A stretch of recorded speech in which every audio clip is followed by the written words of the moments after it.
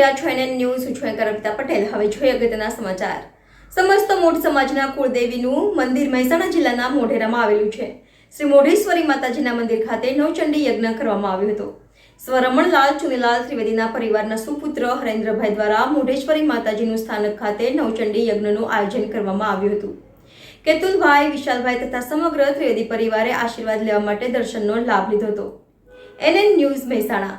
દર્શક મિત્રો, તમારી આસપાસ બની રહેલી અવનવી ઘટનાઓ વિશે જાણવા માટે એનએન ન્યૂઝને લાઇક કરો, શેર કરો, સબસ્ક્રાઇબ કરો અને બેલ આઇકન પ્રેસ કરો, જેથી આપને નોટિફિકેશન્સ મળતી રહે.